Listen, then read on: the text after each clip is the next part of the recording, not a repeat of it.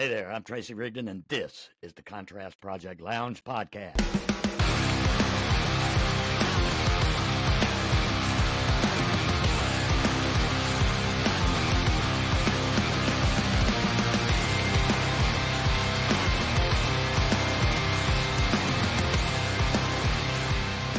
Often random, but always relevant, always real, and practically nothing is off limits. This podcast is for you. Are you ready for this? Let's do it. Welcome back to the program, guys, and thank you for joining us for another edition of Wednesday Night Live of the Contrast Project Lounge podcast. Remember, you can find us on Facebook, Instagram, Twitter, X, Threads, and YouTube. Don't forget to like, share, comment, and smash all those subscribe buttons. Hey, we have with us tonight as my co-host, Mr. Reese Dickerson. My good friend Reese, how are you doing? I'm doing fantastic. How's everybody doing? I hope you guys do well as we are here. Thank you so much for joining us. Thank you for being here with us. Oh my gosh, I'm glad you could sub in tonight. We've got a fantastic show. You know, joining us tonight is Yanira Cardona. She is the new Hispanic Outreach Coordinator for the city of Jacksonville and founder of Yaya Productions. Yaya, how are you doing? Hola, hola, welcome. I'm so happy to see you here. It's an honor to be on your show. You know what? You know what? Another thing that's astounding. First of all, I wanted to congratulate you on your new appointment to the city of Jacksonville. I think everybody, all of our friends, fans, and followers know that I am a big fan of your new boss, Mayor Deegan, and she made the right choice. You hear that? And I am completely honored to be working with Mayor Donna Deegan and to be the first ever Hispanic Outreach Coordinator. And to be working under a woman mayor, it's also very inspiring. So sure, too many emotions, and I'm excited to get into all of that tonight. Good stuff. Good stuff. And you know, the first Hispanic Outreach Coordinator for the city. I'm guessing you're having to, you had to hit the ground running, and you got quite a load on your shoulders. Yeah, and I'm not even full-time yet. Right now it's part-time. I don't turn full-time until October, but it definitely feels like I'm full-time already. And it's nothing new than what I've been doing, but it's just way more work now. In a sense, because I was already working with the community. I already have been working with small businesses and nonprofits. Right. But now it's on a whole bigger level. Now it's really figuring out and hearing what their concerns are and trying to create programs and partner with the departments within the city and connect different nonprofits to work together to start really creating a united Jacks, which is what Mayor Donna Deegan's mission is. And that's always been my mission. When I moved back after Hurricane Maria, something I wanted to do was unite, because I realized that Jacksonville is very separated. We're very siloed. It was the whites with the whites, the Asians with the Asians. I say this all the time, the Hispanics with the Hispanics, the Blacks with the Blacks. We weren't working together. Compared to other cities here in Florida. So when I moved back after Hurricane Maria, my mission was to be the yellow pages for Hispanic communities. Well, I can't say yellow pages now because that's too old. I gotta say Google. Right? We're digital now. Yeah, exactly. So I wanted to be that connection between the Hispanic community and the American community, you know what I mean? Yeah. Because I already was working with both, but now it's time to really unite. And I'm excited that the short period of time since 2000, really, I'm going to say 2018, because I moved back in November 2017 after Hurricane Maria. Okay. So since 2018, it's when, I've been hitting the road going and doing all this. That's fantastic. Moving from the private sector, like you said, you had experience, working with groups already, and experience in media production, radio, taking on, festivals in the city. How do you plan to make, those critical decisions and critical city information more accessible to the Hispanic community? Well, in the short period of time, because I just started working with the city in March, March 19th to be exact. I love it. I am proud to say that we already started a program with the JSEP department. Hmm. The director of JSEP department, Jacksonville Small Emerging Business Department, the new director's name is Gregory Grant. And he immediately reached out to me and was like, listen, I started this forum for our English, small business owners. It's a monthly forum where small business owners will come and they basically voice their concern of what's going on. And he basically goes to Tallahassee and creates legislations that are better for small businesses. And within that, I was like, oh my God, this is great. Let's do this for the Hispanic businesses. But Hmm. what we're doing differently is we're adding a 30-minute workshop. So there's going to be a 30-minute workshop where they're going to learn about social media, learn about AI, how can they use Hmm. ChatGPT to their advantage. They're going to learn about insurances. They're going to learn about financial. The thing is, what a lot of people don't understand is that a lot of these business owners, when they come from their country, it's America's different. We have, Yeah. laws and we have, Right.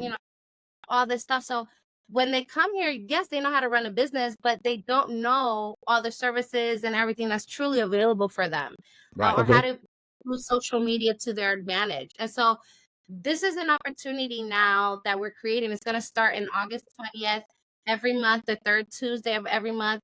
And it's also to help them be certified with Hmm. JSEP so they could now contracts with the city. They could get these Good stuff. and get these, Gregory Absolutely. Grant is creating these amazing grants for small businesses, Hmm.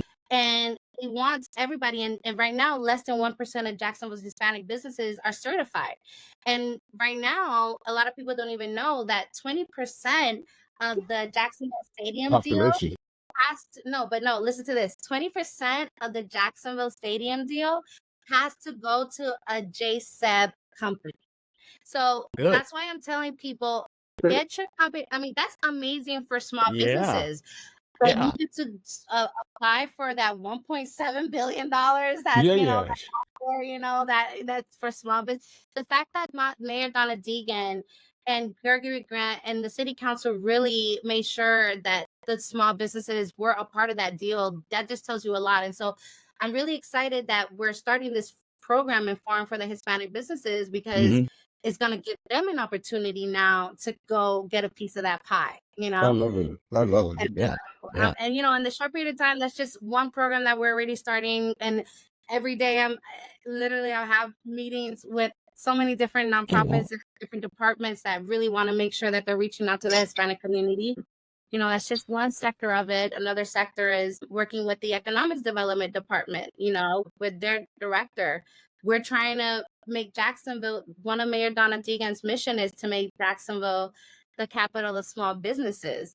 That's great. And we have a port here. We have a port here in Jacksonville. So we want to start bringing in those companies that usually go to Miami, usually go to Tampa. We want to bring them here to Right. Jacksonville, because we have the port, we have everything that they need in these other places. And, we have the land, we have locations. So now Hmm. I am helping bring in those relationships and those connections with Latin America that want to do business here, instead of going to Miami and Tampa, Hmm. where they usually go to, where it's way overpacked. It's over Right. exaggerated already. Everything is too expensive. So we're now developing those relationships to bring those businesses here to have more Yeah. job opportunities for That's great. Jacksonville. So, That's great. I'm really, really excited in the short period of time that I've been there, the development that we're working on. That's That's good really great. stuff. So That's great. Reese, go ahead.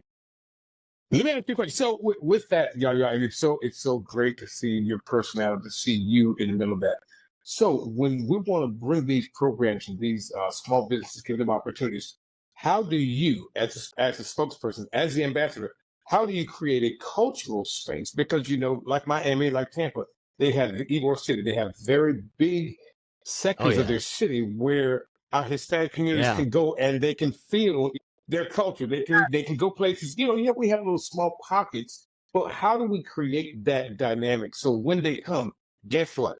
I feel my culture. I feel my people. I feel my Hmm. tribe here. so that they will want to come here as opposed to Miami. The cost of living is going to be less here. Cost of living is going to be less than what it's in Tampa.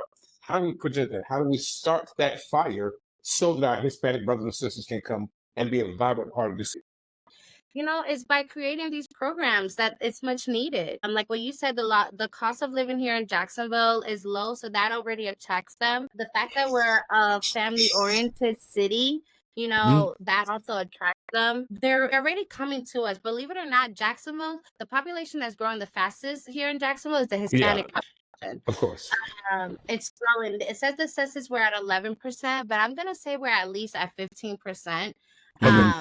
15%, because if you think about it, the last census was during 2020, during when Donald Trump was president, and a lot of people did not feel comfortable filling out the census. Unfortunately, my immigrants don't understand that the census has nothing to do with the government, but they think that you have to fill out information, and especially what was going on with the ICE raids.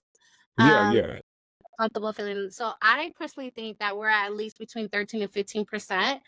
And what's attracting them to Jacksonville is that we're the job opportunities that we have here, the low cost of living here, and now, like I said, with these programs that we're doing with small businesses, is even more attractive to them. So, where right now, as far as building the culture, I have my festival with Yaya Production. There's a lot of other people out here that are starting to do more things in the city. What it is that Jacksonville is so widespread. It's hard for us to feel that. You know what I mean? Right. Okay, the majority of the Latinos here are on the west side in Arlington, 100 Argyle Forest. That's where the biggest population of the Hispanics are. The second one would be the Arlington area. The beach area for sure. You'll see area, but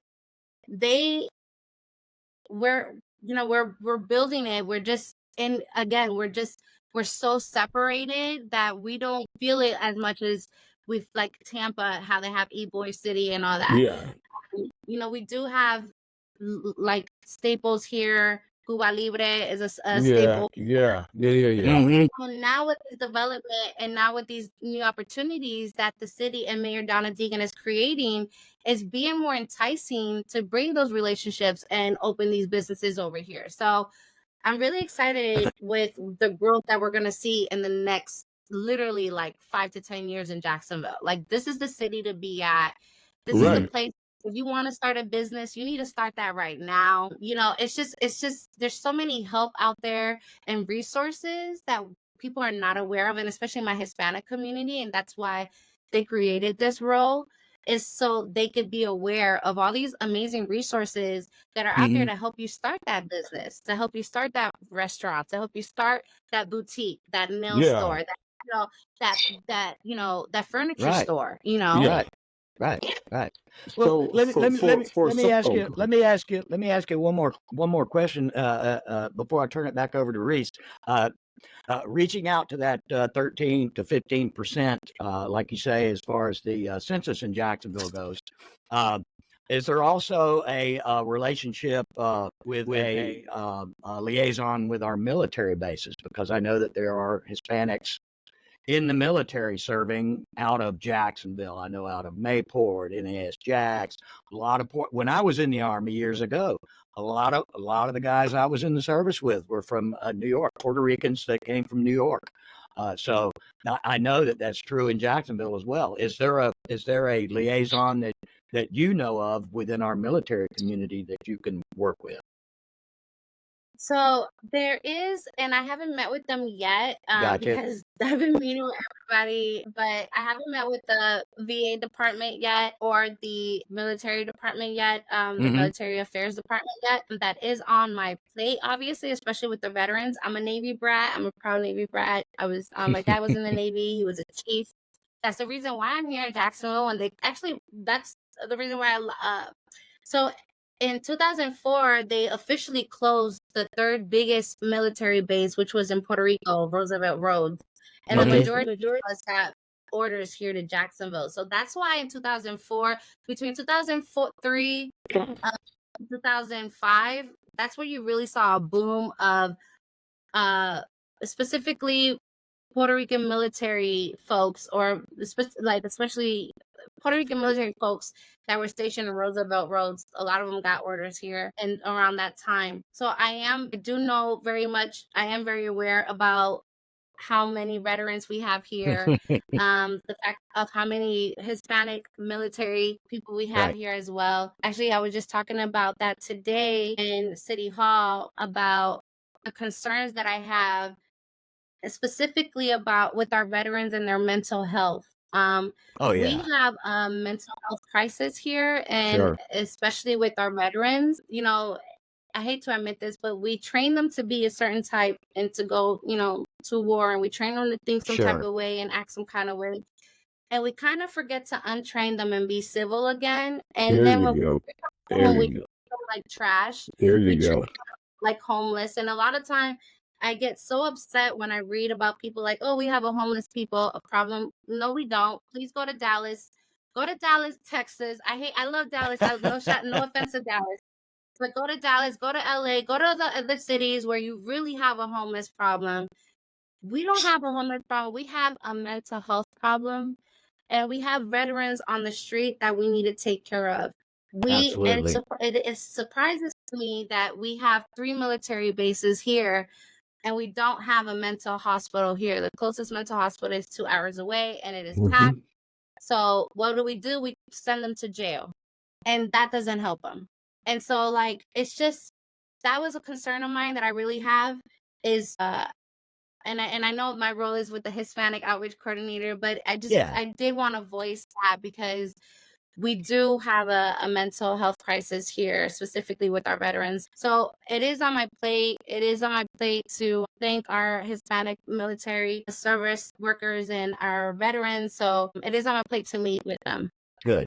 Good. Well, that's so Reese. good. First of all, I'm so glad to hear you say that. I am a big advocate for mental health and mental health rehabilitation, and the way that our city has mistreated our unhomed population. I think it's gross. That's the best way to put it. It's gross. We have mishandled those people. They are still people. Everybody who is unhomed is not unhomed by choice. But then there are those out there who talk about the mental health component. There are those out there who don't want to because they don't know how to, because they've had to acclimate to this condition of living. So the time unlearn all those things. So I think we need to, instead of building all the condos and apartments and whatnot that we are building in downtown, that we're building around our city, I think we need to take more time Sure. to build rehab facilities to get those people, to make them feel like what they are, and that's human. So I thank you Right. for saying that, and thanks for championing that. Now, let me ask you a question. Being an outsider, for lack of a better way to put it, I'm not biological. Being an outsider, we talk about the Hispanic community, and in Jacksonville, a lot of us who are not a part of that community don't know how to differentiate between our Guatemalan, El Salvadorian, Mexican community and the Dominicans, the Panamanians. How is that all? Do we consider that all one community? Are we cross? Because we see this, think of the Maya festivals, and we see the Hispanic festivals that are more geared toward our island Hispanics. Is that one community, or how? Because it doesn't seem like it, but I don't know. Can you help us understand that first? Well, I mean, it is, we're all one community for sure, right? But it's just, it's different dialects and how you want to approach them. Because, you know, there's just a different way to approach us. That's all it is. But we're one community. I mean, we still love to dance. We still love to eat. Family, being respectful, hard workers. We're all about that, regardless of where we're from. Right. Just like I tell people, just how it's the same thing for Americans. You have your American, you have Australian, you have Irish, you have England. You guys all speak English, but it's different dialects, different accents. You have different cultures. It's the exact same thing with us. It's just, we're just all one melting pot. I wish I could give you a better answer to say, like, well, this is how you should approach a Mexican compared to Right. There isn't. Still Latino. We're still, we're still all about being happy. We still look at the glass half full and not half empty. Yeah. But if we're talking about, if we want to be more specific, and let's say talking about voting, right? Because right now voting is coming up, and I'm helping a couple of nonprofits like Florida Rising, trying to bring that terminology, because when you're talking about voting, that is a little bit different. You do want it, because a Puerto Rican, we understand a little bit more how the U.S. government works, right? Because we're Americans, we're a U.S. territory. Right. But somebody like you said from Guatemala, Uruguay, or Venezuela, or Cuba, let's say they're like Union, they don't understand. So we have to approach it different to them and explain what the branches are and what they're voting for, and why local elections matter more than voting for the and like why they should get involved in their community and how this affects them. And although they're U.S. citizens, they still have rights. And so it's just, in that way, you do want to approach it different, because you do want to make sure that they understand it in their language. But other than that, if you're just trying to come at us like to sell food, to sell your services, we're all one. We're all like to have fun, and like for the most part, we all kind of have the same traditions and this Hispanic culture. And I see that. And here's the reason why I asked, because where the area town where I live, and what we see when you talked about Arlington, you talked about the West Side, you talked about, the different places where we find our Hispanic communities pocketed. I live in Lakewood, near Mandarin. I live in Lakewood. Well, my neighbors, the people that I interact with most, are people who are undocumented workers, are Mexicans, are Guatemalans, are El Salvadorians, so that's a big pocket. That's what I see. As opposed to when I go to certain areas, it's my Boricuas and my Puerto Rican, my Dominican brothers and sisters, and my, Panamanian brothers and sisters. So, and I just don't see those cultures melding like that. So with you being in that position, how do we make our city that we understand, outsiders understand that we're all one people. We're all one people. Our responsibility is to love God first and love people the same way. I believe that. But how do we make everybody else understand the differences and understand it? Okay, so what Yanira does, she's an ambassador for this or that. So I guess that's my question. So like, that was something that was brought up for the JSEB Orientate forums that we're going to be doing all in Spanish. Okay. Because there's certain words that when we translate that I can say in Puerto Rico, but maybe they don't understand in their language. So we have to kind of meet and speak the common Spanish, for everybody. So that's really like the best answer I could give. We do get along because I have my Guatemalan friends and my Uruguay friends, and what I love about it is I sometimes when they speak to me in Spanish, I'm like, speak to me in English. I don't understand what you just said. Their dialect. They say Puerto Rican. They say we speak really fast Spanish, Puerto Rican. Yeah.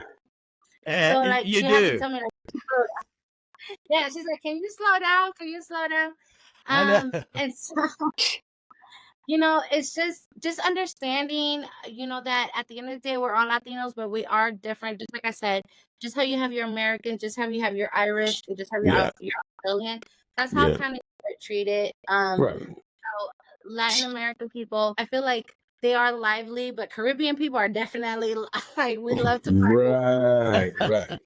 Compared to like Latin Americans too, though. I'm not saying they're not, but I wish I could give you a better answer to that.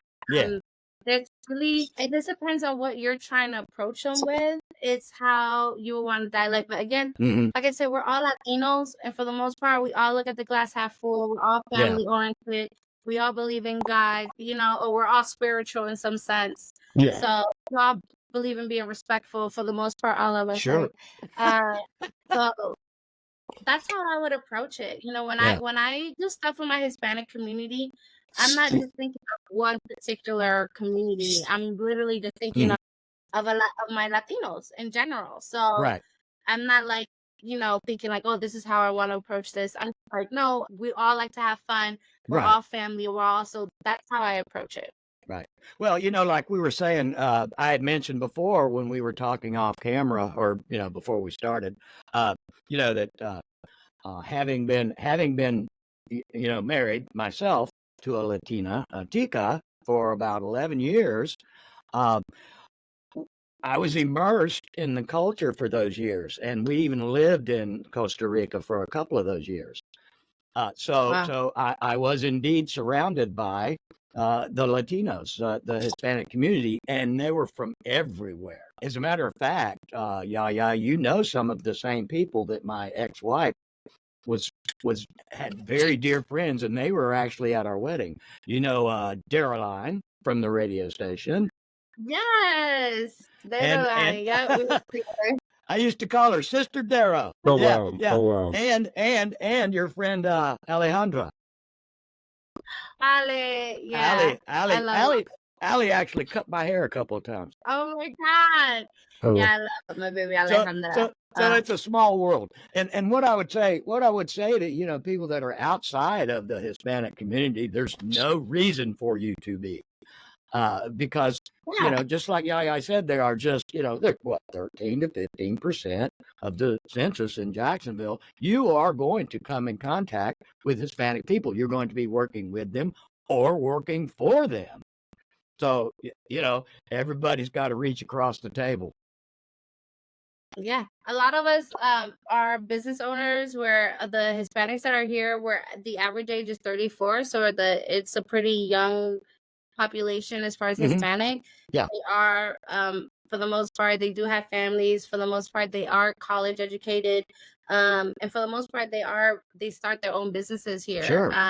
Which is why Gregory Grant from JSEP was so determined to this and create this. And this is a free program that we're doing, and it's a program that he's already doing for American small businesses. So please go to the website JSEP, look up JSEP, Google people, Google, okay? You can Google JSEP, and literally on the first page it shows the forum where you can register for the forums, and underneath it is the Hispanic ones where you can register for the Hispanic ones. So there's no reason for us not to be uninformed now, especially now under this new administration and under Mayor Donna Deegan. I'm really, really so excited for Jacksonville's future. Like, I don't think you guys understand the love and passion that she has for this city. Yeah. And the working that she's brought her administration, which I am completely honored that she thought of this curly head, dyslexic, big personality girl to be the representative for the Hispanic community. I'm extremely honored. Well, I love that. I love that. Well, let me say this first of all, Yaya. I'm so enamored with you. I am so in love with everything about your personality. I mean that. I'll never forget you were on live. You were doing a radio show, and I was watching you. And I tapped into your live radio show a couple of times, and I asked a couple of dumb questions about music, and you probably remember that a few years ago. But I always loved that about your personality. Then you post videos about being out in public and seeing your personality and watching you dance and like get up. And I'm like, I can't do that, but I want to see like you want to do something, So you are such a lively personality, and we are so grateful to have you in the city. Let's talk about Yaya Productions. What are you doing next? What do you, outside of the city, what do you, Yaya, have planned next? And what do you bring to the city that we can all come to be a part of? We can dance next to you, dance around you, eat good, Absolutely. That's what I'm talking about. That's what I'm talking about. Definitely, because of my role is in the city is about to be a little bit more serious when I turn in October. I have a new CEO for Yaya Productions. It's my good friend Linda Carrion.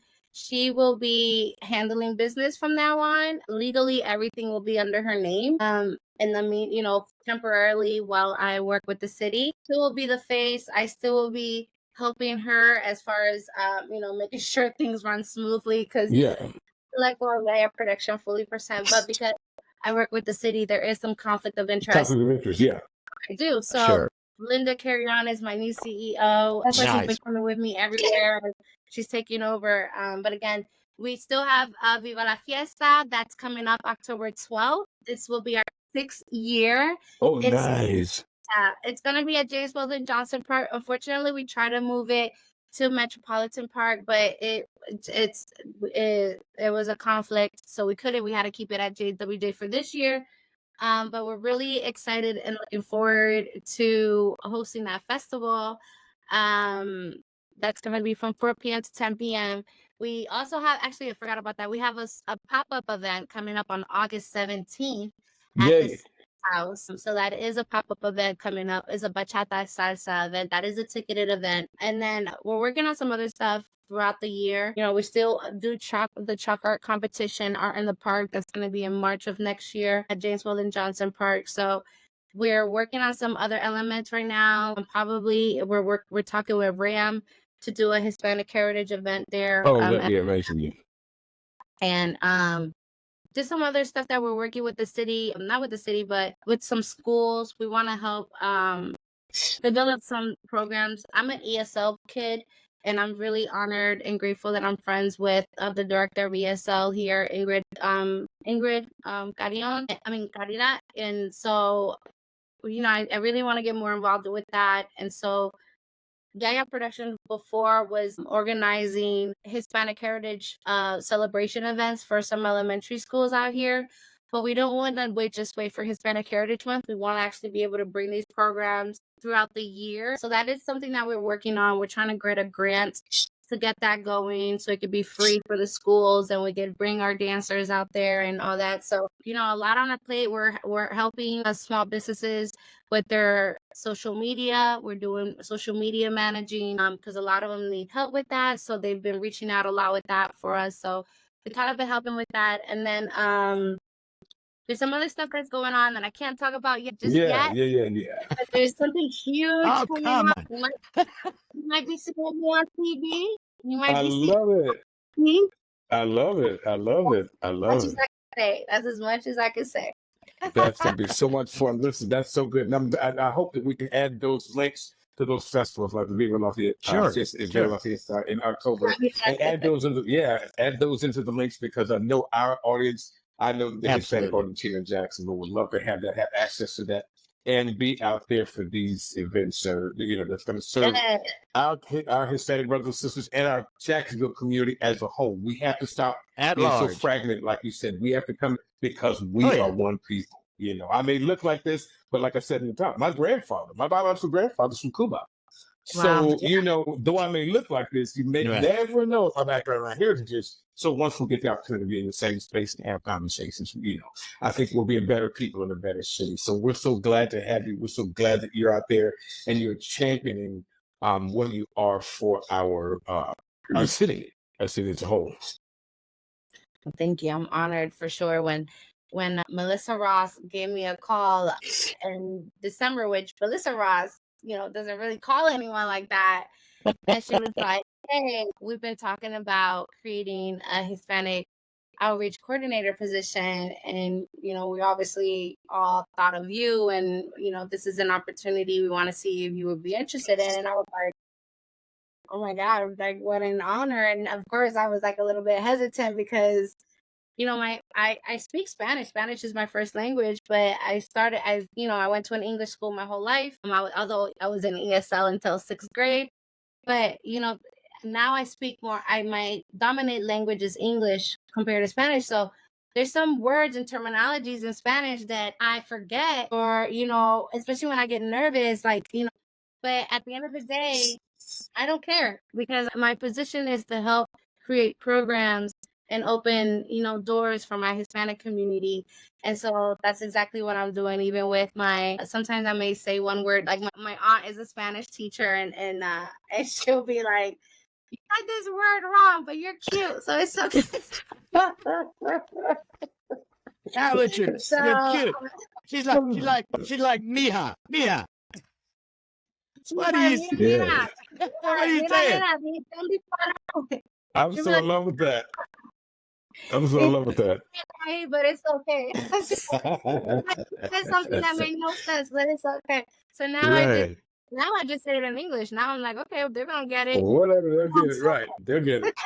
I love that. I absolutely love that. Yeah. I remember talking about, you know, you said, Tracy, earlier how you were married one time to a Hispanic sister. I had my I almost married her, believe it or not. My dad loved her. He doesn't like anybody. Sarah Gonzalez, she's now in Kissimmee, Florida. I met her in Miami at the Clevelander one night. We were out there and we're hanging out at the bar. So my buddy was like, "That's your girlfriend." And every weekend after that, I went down there to my for a family member. They were in the hospital and met her one weekend. And for 2 years, I was either in Miami every other weekend or she was here in Jacksonville. So yeah, and she took good care of me. That's why I love Hispanic women. I'm telling you.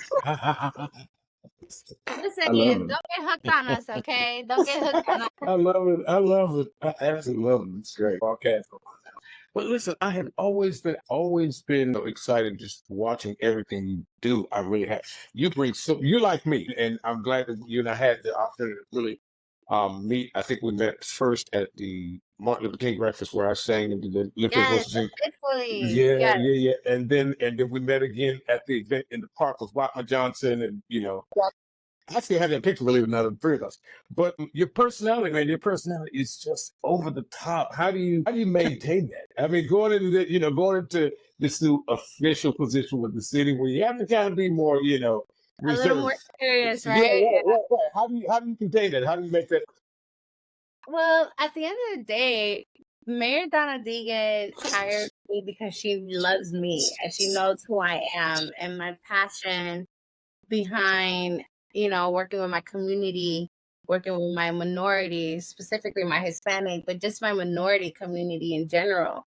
I was a little bit afraid, and people do want me to take my political, I did.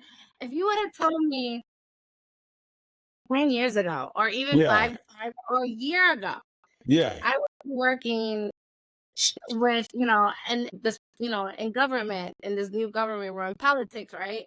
I would have right. been like, you're crazy. Like my personality I'm too big. Like I could never. But it's exciting and it's a new challenge. I love being challenged. And I know that people like me because of me. You know what I Yeah, mean?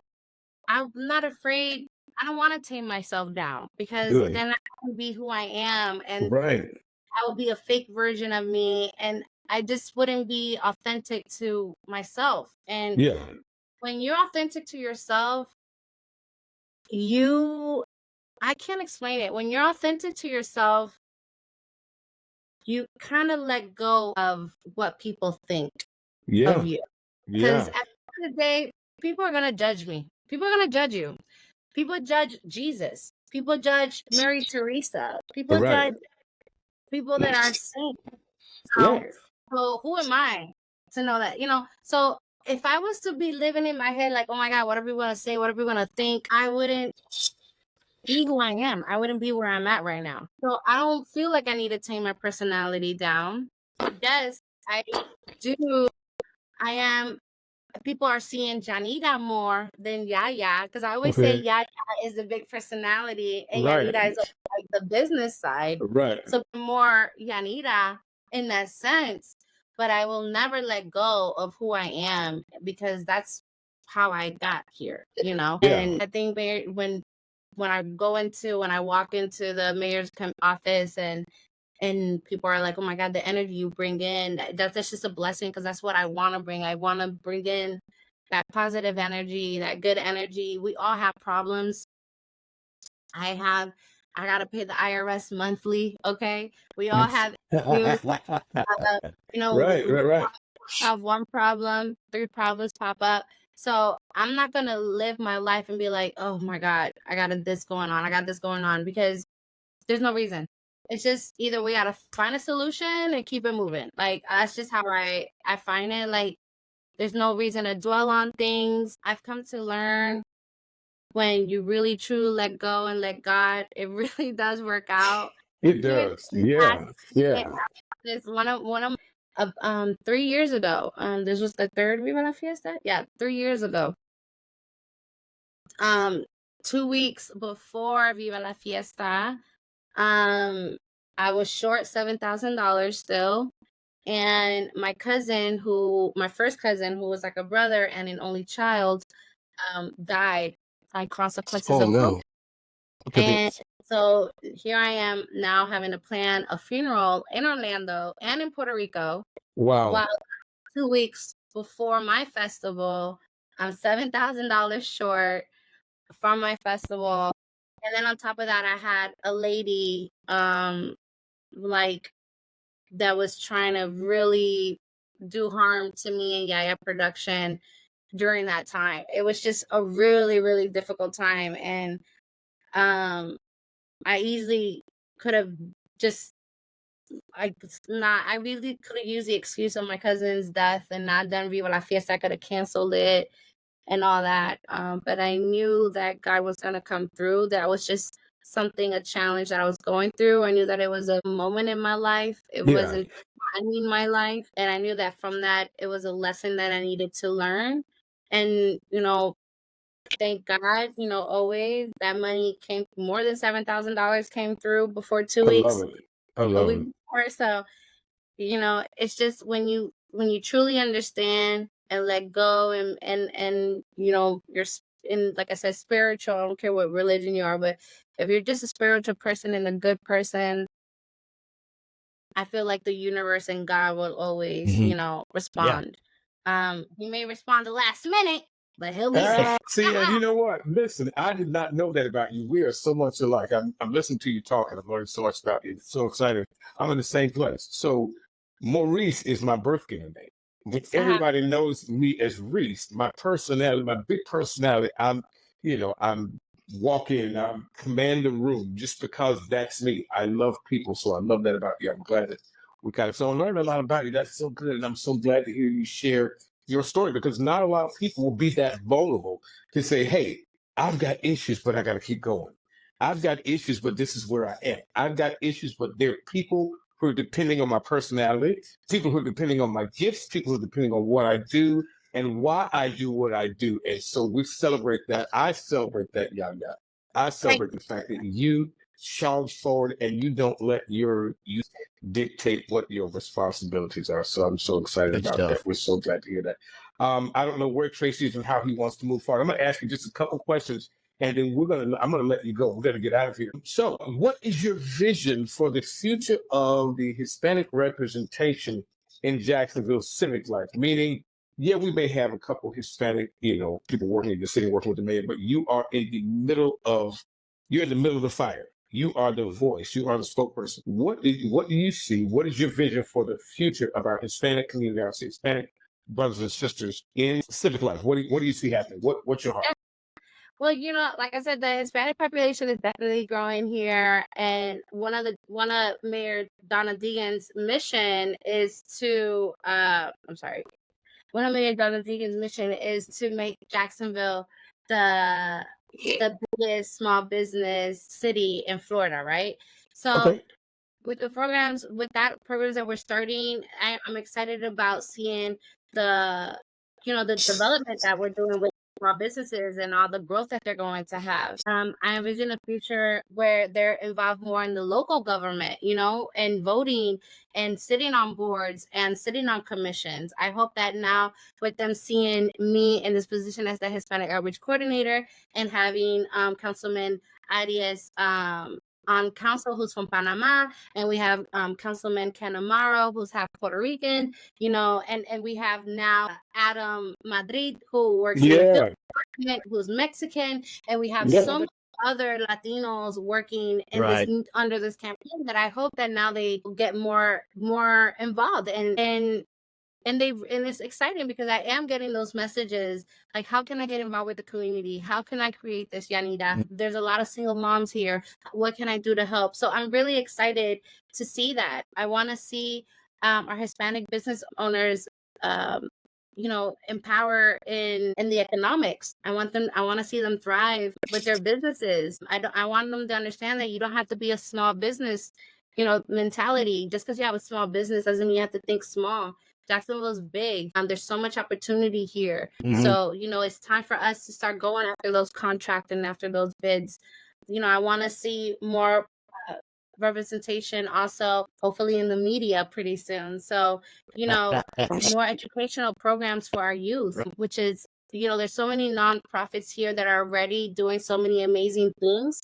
So now it's time for the city to officially tie in with these nonprofits and start really helping and funding them. And if it's not funding, then helping connect them with Sure. grants and opportunities that they're not aware of. So that's what I really am excited for Love it.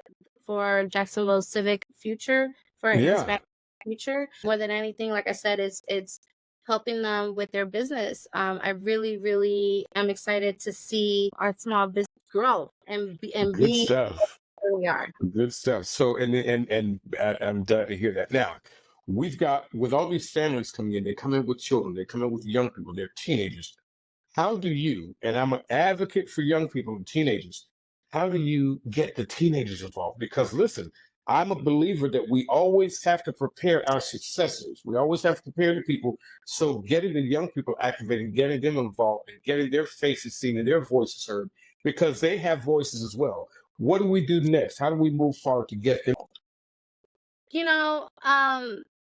I think that's why I'm excited about being in this role, because I still think I'm 25 and Me too. I still have this childish demeanor in me. Yeah. I'm a true Gemini, so I still have this Peter Pan inside of me. So it's really start working with these nonprofits again and these Yeah. businesses that are already working with the youth. There's no need for us to reinvent the wheel. There really isn't.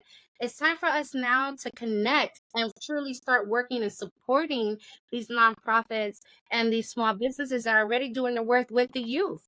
Right now I'm working a lot with CWG, which is Church World Global.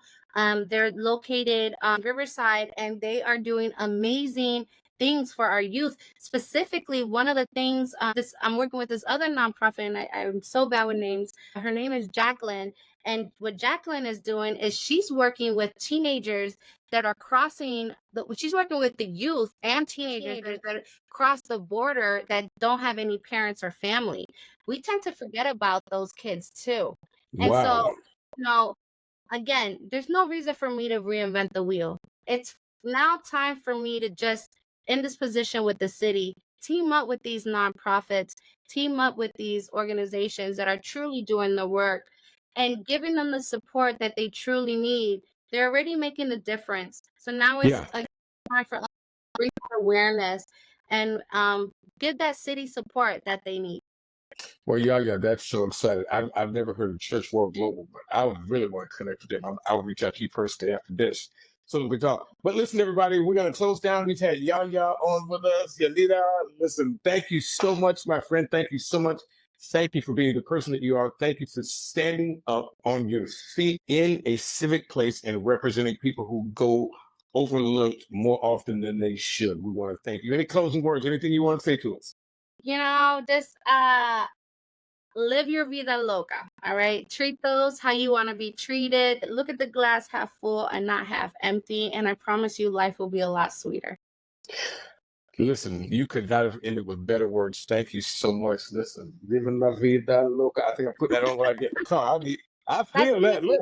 That's gonna be on my thing. She lived la vida loca. I love that. I love that. And once again, thank you so much for being on the show. We're glad to have had you. Thank you. You've been an honor to be here. And we're looking forward to great things from you, sis. Yeah, thank you, Reese. Thank you, Tracy. Thank you. Thank you. Thank you. I'm so sad, but I know, right? Well, that's a wrap. Another fantastic episode of the podcast. You can find us on all the social media platforms, wherever you surf, Facebook, Instagram, Twitter X, Threads, wherever. Don't forget to like, share, and comment. And on our YouTube channel, don't forget to like, share, comment, and smash that subscribe button. If you're streaming audio for the podcast, you can find us wherever you get your favorite podcast programs. In the meantime, I like to tell everybody, take care of yourselves and each other. Until next time, peace.